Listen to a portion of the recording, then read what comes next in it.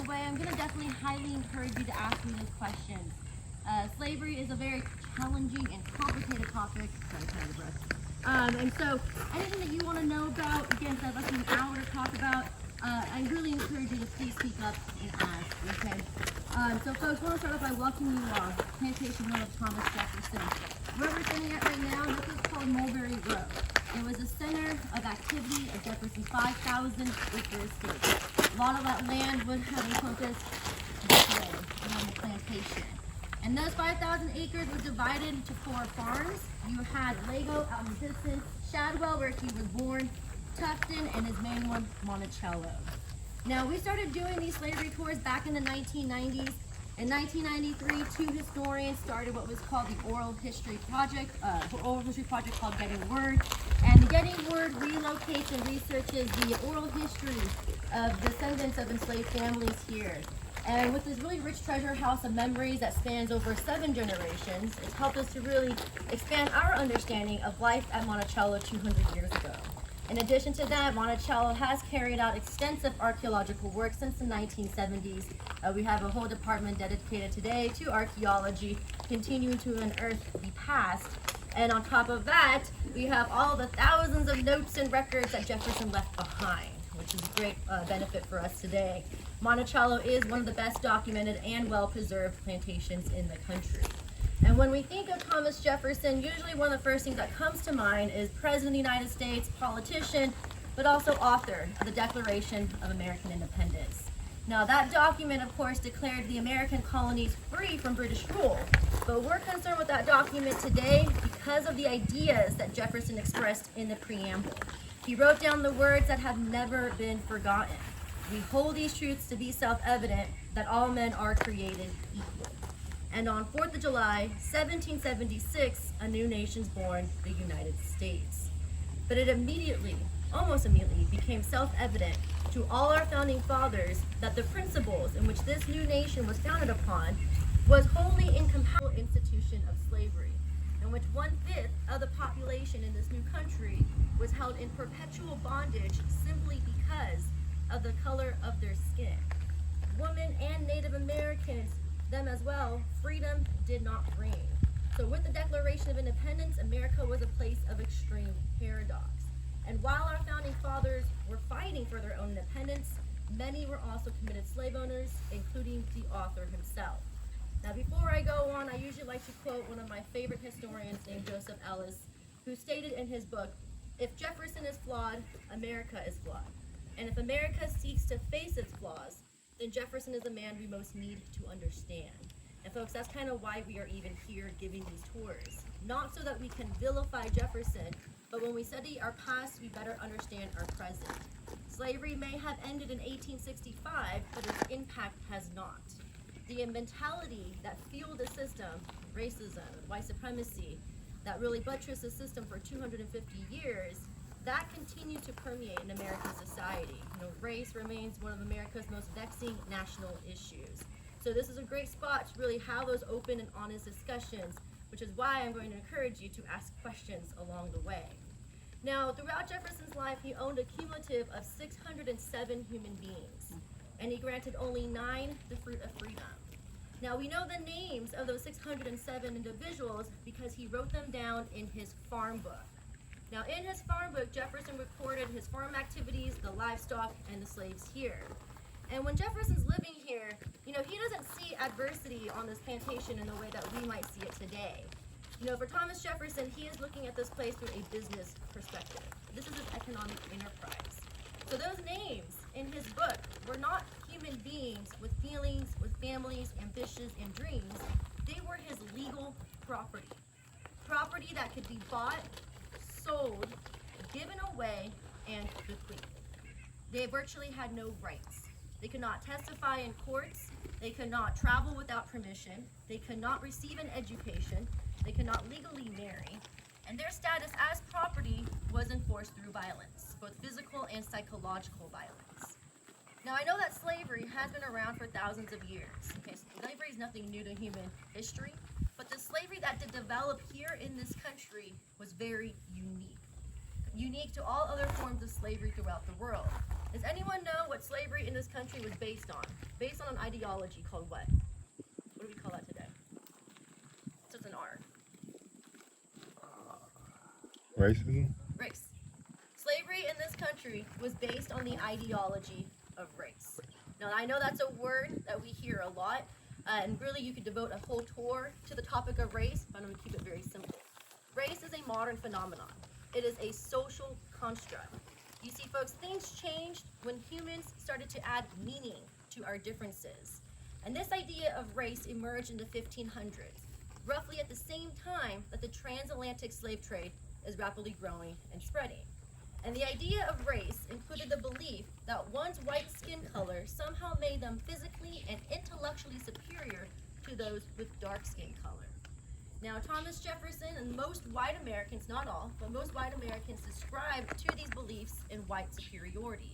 Thomas Jefferson, however, did take it a step further when he wrote about it in the only book he ever published, a book called Notes on the State of Virginia. Now, this is a book they probably, most likely, did not teach you in school growing up.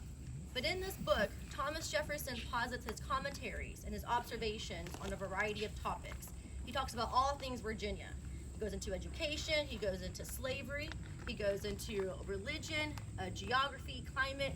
But in one chapter, he really devotes his time to talking about slavery and the differences between the white and the black races.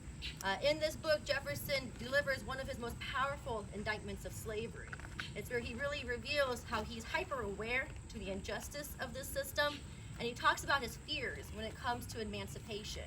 You see, Jefferson fully believed in emancipating slaves, but they had to leave the country, because in his eyes, blacks and whites could not live together. Jefferson feared that blacks would take revenge against their white oppressors, and it would end in a race war. But he also felt that blacks and whites could not live together because he doesn't want them to mix, because he believed that blacks were inferior to whites and they made up two different races. Now, following his indictment of slavery, that's when he goes into distinguishing the differences between the black and white races. Jefferson writes things like, their griefs are transient, and in imagination they are dull and tasteless. They require less sleep. They are braver because they lack forethought. And he concluded his words, and I'm going to quote directly, I advance it therefore, that the blacks are inferior to the whites in the endowments both of body and mind, end quote. So who learned about that in school growing up? Right? Now, Jefferson is writing this 8 years after he wrote, All Men Are Created Equal. This book was widely published. Were there people who called him out on some of the stuff that he was saying? Absolutely. And these were views that Jefferson never wavered from. But it's because of this faulty scientific reasoning that really helped to promote laws that protected slavery and white supremacy. You see, what starts off as an idea eventually becomes a weapon to justify and rationalize the cruel exploitation of people of African descent. Now, race was not only embedded into the mindsets of most white Americans, it's also embedded into the legal system at the time. In 1705, Virginia passed what was called its slave codes. Now, these slave codes really sealed the fate for African Americans for generations to come. I'm going to quote directly. Virginia law stated, all Negro, mulatto, and Indian slaves within this dominion shall be held to be real estate. Negro meaning black. So if a person looked black, they were automatically presumed to be a slave. And so now you're going to have the laws who is going to determine exactly who is considered property. Now, these laws even went a step further, and it stated that if a slave tried to resist his master, and in that process the master corrects the slave and happens to kill that slave, the master should be free from all punishment as if such accident never happened. Prior to 1705, disputes with masters can be brought before a court for judgment. With these slave codes, a master could break even the most rebellious of slaves, knowing that whatever punishment he inflicted on that person, including death, he would not even receive the slightest reprimand. Okay? So now you have the legal system that's going to set up. And this here is where you can see race playing an integral role, not only in the mindsets, but in the legal system in this country for roughly 250 years. Understanding this role is so important to understanding how Thomas Jefferson found a way to live somewhat comfortably within this paradox of hating slavery, but also owning slaves until the day he died. Now, before we move on to our next spot, though, what questions do you guys have about that? Did you say he did not believe in mixing the races? That's correct. But yet he had children. Ironic, right? Yeah. Yes, Yeah, that yes. was my question. So when was he having sex? But, there are children here, so we can use other words. I'm just saying, please. Was it before he Yes. wrote this or after? Right, no, or- no. So this is before 1784. So before he Oh, had children with okay. Sally Hemings. Yes. So I had to think about it. Yes. Oh, okay. Before, and he's going to reiterate those views throughout his life. He mentions it again. Isn't it true that,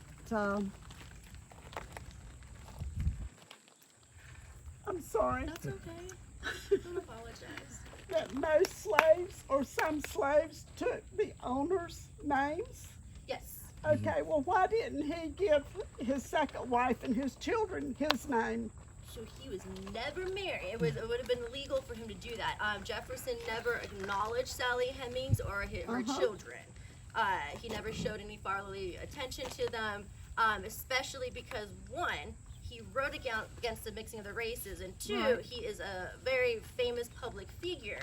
And at that time, having children with your female property was deeply frowned upon. Yeah, but he didn't recognize them, so how would they know that he was their father Right. instead of someone else? Someone else. So that's a great question. We have scientific, oral, documentary, statistical evidence. Yeah, but that's that been all years point. later, though. What was that? I said that was years later. That Yeah, wasn't yeah. back So when up the until children were growing up. 1998, people have denied Jefferson as the father. Oh, yes, yes. So this is kind of something that over the last 200 years, Jefferson has had, he's been absolved from that.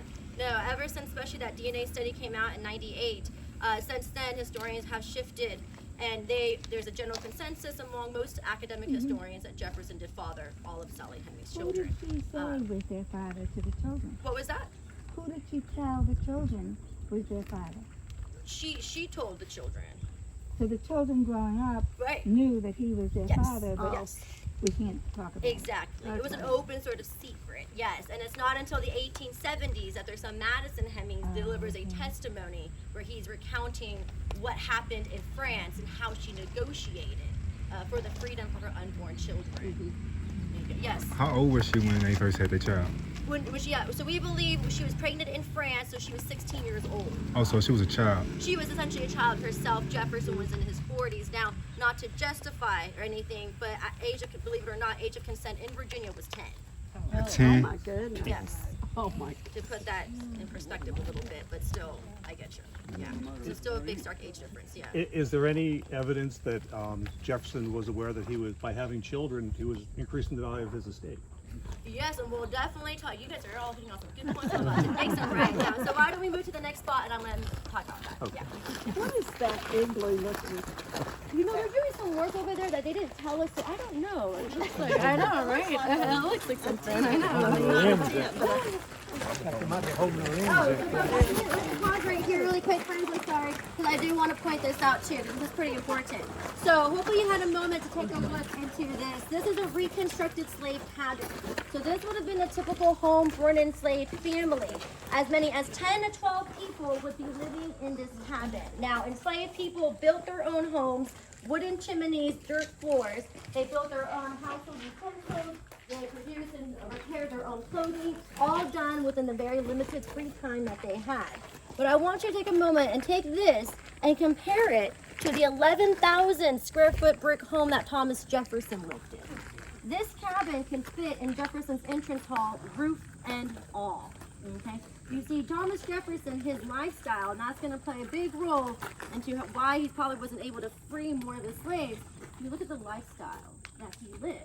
A lifestyle that was very much made possible by the people who had very little to nothing.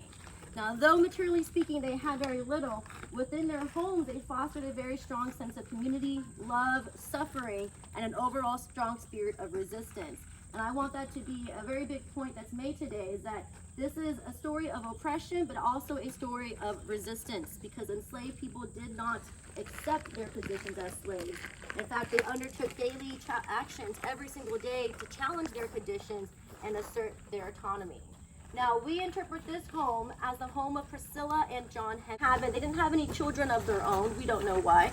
But John Hemmings worked in the house and in the joiner shop, carrying out a lot of that beautiful woodwork that you see throughout the home. Priscilla Hemmings worked in the house, helping to raise Jefferson's white grandkids. And the Hemmings family, they were the largest enslaved family here at Monticello. So let's talk about perhaps the most important, or not the most important, most famous Hemmings member, Sally Hemings. We'll talk more about her in our next spot. Let's get into that.